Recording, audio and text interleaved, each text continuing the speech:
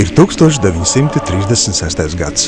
Tautā un valsts vīros valda pacilātība, tiek kaldināti grandiozi labklājības un tautsēmniecības attīstības plāni. Latvijas Republikas vienaudzim, valmierietim Kārlim Dumbrājam, tolaik ir 18 gadu.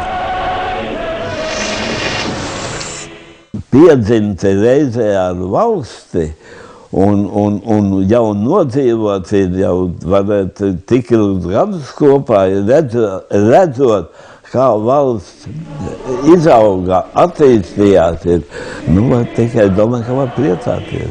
Tanī laikā Latvijas valsts uzplauka un viss attīstījās, skolas veidojās ir. Un skolās tā audzināšana arī bija tāda ļoti patriotiskā garā. Lai Latvija turētu līdzi straujajam progresam Eiropā, nepieciešama valsts elektrifikācija. Esošās elektrostacijas vairs nespēja nodrošināt tautsaimniecību ar elektrisko enerģiju, tāpēc aizvien pārliecinošāk sevi piesaka ideja par spēkstacijas būvi uz Daugavas ūdeņiem. Lauksaimniecība sāk attīstīties, ir rūpniecība un tā enerģija bija vajadzīga. Un tādā laikā jau pamatā jau elektrība ražoja uz laukiem mazās dzirnavu elektrostacijas ir un no ūdens kritumiem un termostacijas ir un vienīgais jau, kas bija tās upe, Daugava. Strauji plūstošie Daugavas ūdeņi, kuri gadu simteņiem plūduši savā vaļā neizmantoti, pateicoties cilvēku gribas spēkam un zināšanām, top savaldīti un izmantoti liederīgi. 1937. gada 22. maijā tiek likts pamatakmens Ķeguma spēkstacijai, neatkarīgās Latvijas lielākajai inženiertehniskajai būvei. Nerunājot par pilsētu un lauku apgādāšanu ar lētu elektrības strāvu, Daugavas krastos pacelsies jauni rūpniecības pasākumi, kuri dos darbu un pārtiku tūkstošiem latviešu strādniekiem. Paies daži gadi, un Daugavas varenā straume pie Ķeguma būs savaldīta, un saistītie ūdens spēki dos enerģiju un gaismu visai mūsu zemei. Ķeguma spēkstacijas būvniecībā strādā vairāk nekā 4000 strādnieku no visas Latvijas. Būvdarbi notiek vairākās maiņās dienu un nakti. Turpat Daugavas krastos izaug jauns ciemats ar betonu fabriku, dzelzceļu, darbnīcām, kas nodrošina gadsimta būvi ar visiem nepieciešamajiem būvmateriāliem. Tautai bija darbs uzreiz. Uz Ķegumu brauca no visas Latvijas strādnieki. Tur tagad tūkstošiem strādāja. Tur visu roku darbs bija. Tur pa Daugavu pludināja kokus, tur pa zāģēja, tavu zāģēja. Tagad jau metāla konstrukcijas visur, kur. Tad laikās visa koks bija. Un tur visur cilvēki bija vajadzīgi. Būvdarbus vada latviešu un zviedru inženieri. Par spēkstacijas iekārtu montāžu atbild zviedru speciālisti. Kārlis Dumbrājs tolaik ir Rīgas pilsētas vakara tehnikuma students. Padzirdējis, ka spēkstacijas būvdarbiem tiek meklēti kvalificēti strādnieki, viņš nekavējoties līdz ar kursabiedriem piesakās prestižajam darbam. Tehnikumā jau padzird, ka Ķegumā bija vajadzīgs. Man taisnība kolēģis Melberens, kur vienā solā sēdējām, un tas bija pirmais jau uzzinājis, aizbrauc uz to Ķegumu painsējās, jā, vajag labi maksāja, un redzēt, kā viss tas notiek. Taisnība, man kā elektriķiem, princips jau tāda generatoru uzbūvu ražošana, tas jau viss ir skaidrs ir, bet kā tādā lielā apjomā, kā tas ūdens spēks ir, dara to griezes momentu un kā viss tas praktiski notiek, tas bija ārkārtīgi interesanti. Kārlis Dumbrājs smej, ka viņš ticis pie paša atbildīgākā darba spēkstacijas būvniecībā. 2 zviedru montieru vadībā 9 mēnešus montējis 2 no 3 spēkstacijas ģeneratoriem. Divi tie zviedri galvenie montieri, un te ir vēl divi speciāli, kas atbrauca, kas savieno statora tinumu saucamās. Stators sastāvēja no 4 daļām ir, un tā kā mēs viņu samontējām kopā ir, tad tie attiecīgie tinumi visi bija jāsavieno. Tas bija tāds specifisks darbs ir, kuru to vadu savienošanu tiešām veids tikai zviedri. Viņi runāja tikai zviedriski. Es kaut ko runāju vācu valodā, un tā viens no Daugavpils runāja angliski. Un tā drusku kropļot to angliski un to vāciski, un tā mēs pēdīgi jau tīri labi jau varējām sarunāties, tīri labi. Un parāda, tas jādara skaidrs ir, tur ir instrumenti, ņemt strādāja un bez steigas. Viņi jau zināja termiņus, kurā laikā jābūt gatavam un nesteidzīgi. Un pat tāda diplomātija bija no sākuma tā mierīgi. Un tā, kā virstundas vajadzīgs ir. Jau svētdienās ir strādāt, tad uzreiz maksāja dubultā svētdienā. Kārlis Dumbrājs atceras, ka būvlaukumā valdījis patriotisks gars un augsta darba kultūra. Šeit bijuši strādnieki no visas Latvijas, un tos vadījis gan patriotisms, gan motivējis tam laikam augstais atalgojums. Salīdzinot jau maksāja labi. Tad, kad es strādāju Rīgas pilsētas elektrības uzņēmumā, man bija 3,5 latu pa dienu. Ķegumajā man bija 7 bija, ota tik bija. Ota tik ir. Un kad sviests maksāja lats 60. Pustops nama ar lats 60 maksāja. Kad teikt, kuru pāris 12 latu. Utvalks ir vienkārši sporta utvalks tādi virsū šūtām kabatām, kad 35 latu. Kas jau uz šiku, tie jau nāk 70 latu. Varēja apģērbties. Būvdarba apjoms un strādnieku skaits bija iespaidīgs, taču darbi ritēja apbrīnojami kvalitatīvi un paredzētajā laika grafikā. Pat ar šodienas pieredzi grūti iedomāties, kā būvdarba vadītāji panāca nepieciešamo precizitāti un organizētību, jo darbi vienlaikus notika visos būvas līmeņos. Tai 7 darbā bija jābūt ir, un putienas reiz bija no 12 līdz 1 bija, un tad ir 5 ir, tad lokomotīva atkal svilpe bija. Ātrāk ir no spēkstacijas ātrāk ārā nevarēja iet.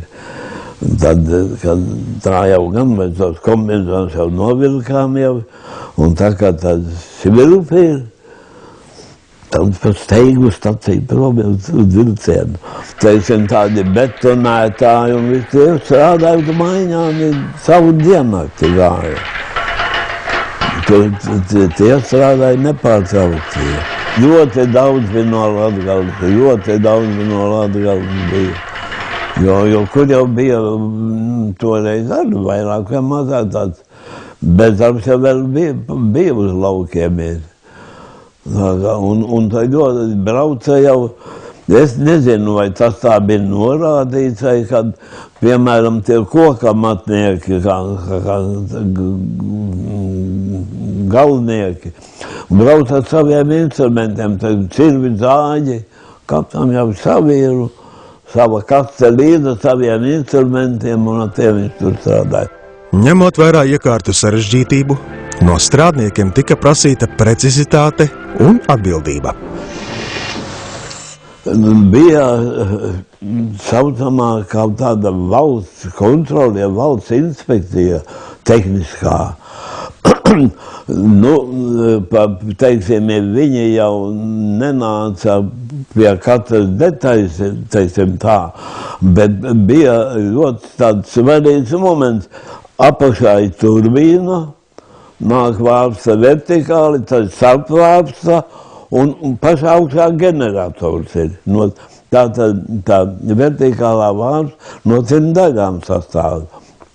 Nu, un tā kā tā jau tika samontēta, tā nāca valsts tā kontrola, pārbaudīja to precizitāti, to līmeņus un visus tos. Iesvētībās tuvinieki Kārlim Dumbrājam uzdāvināja 160 latus, par kuriem jauneklis iegādājās tolaik vienu no modernākajiem Kodak fotoaparātiem. Pēc šīs dienas skatījuma viņš ir nemoderns, bet tajā laikā viņš bija moderns. Iekšā filmiņa 36 kadri, Kodak filma, Kodaks aparāts ir, un strādāju tagad, aizbraucot uz to ķegunu, man tā doma bija tūlīt, kad jāfotografē. Ģeneratoru montāžas darbos Kārlim rodas ideja fotoattēlos iemūžināt katru nozīmīgāko darba posmu. Turklāt katrai fotogrāfijai Kārlis pievienot detalizētu aprakstu, kadrā redzamās detaļas izmērus un specifiku. Tā bilde pa bildei top vesels fotoalbums. Pašā sākumā tā baila sajūta bija dieza, vai tur atļaus ir fotografēt, vai tur nevarēs un tā. Bet, kad izrādījās, kad lūdzu, fotografē, ko gribi, un tad es to aparātu jau pie darba nenēsāju tai somām, jau izņēmu viņus šādā veidā ārā. Un kombinācijā man teikt, kā krūša kabatē, un tā viņas man kabatē bija. Nu, protams, ir mērķis ir ne tik daudz ir fotografēt sadzīvi, ja personīgi sevi tur bildēt ir, bet iemūžināt ir to, ko es tajā tur tiku veids ir. Iemūžināti ķeguma spēkstacijas vērienīgos būvdarbus Zviedru firmas Centap vadība bija uzticējusi pirmajam latviešu skaņu kinohroniku operatoram un fotogrāfam Edvardam Kraucam. Viņa unikālais fotoarhīvs, kas sniedz ieskatu būvdarbos no pirmā akmens pamatos līdz elektriskās enerģijas ražošanas sākumam, kopā ar Kārļa Dumbrāja fotogrāfijām, veido nozīmīgu dokumentālu lapusi Latvijas industriālajā vēsturē. Būdams ķeguma muzejā, tad es tur iepazinos jau ar to milzīgo attēlu daudzumu, kas ir uzņemts līdzīgi, kā es to albumu veidoju, par vienu sīku generatoru, tā tur ir visa rūpniecība, visa celtniecība attēlota. Vērienīgā ķegumas spēkstacijas būve līdz ar saviem cēlājiem piedzīvojusi dažādus laikus un varas.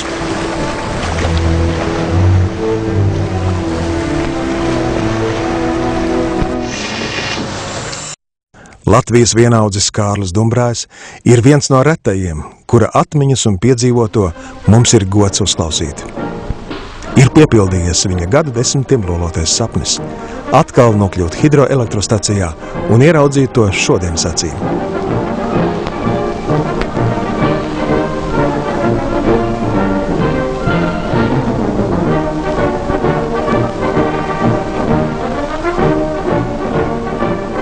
Neviena vien tā laika detaļa, arī smagie aizvari, te kalpo vēl šodien.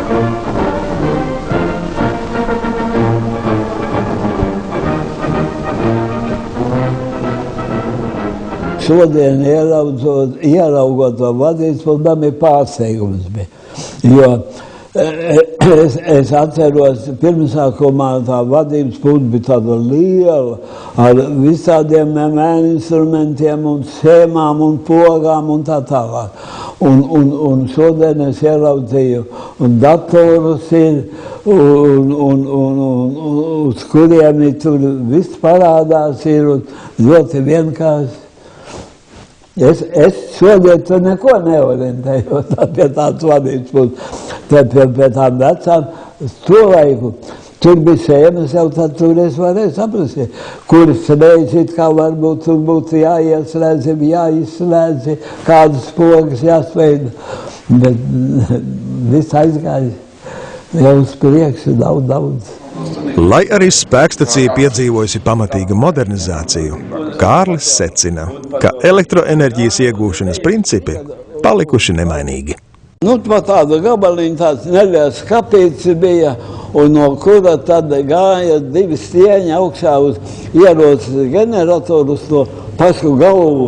Nu, re, kur pie agregātiem jūs varat redzējāt. Tas arī ir, tā ir atgriezeniskā saite, kas kopā darbojas, kas tieši tā arī ir uz galvu, un no turienes ar eļļu groza lāpsti. Nu, jā. Dumbrājkungs ir vienmēr laipni gaidīts viesis enerģētikas muzejā. Tam dāvināts arī gadu desmitiem glabātais fotoalbums. Kārļa Dumbrāja vārds nu ir spilgti ierakstīts Latvijas brīvvalsts varenākās būves vēsturē. Nākamās paaudzes ar to varēs lepoties.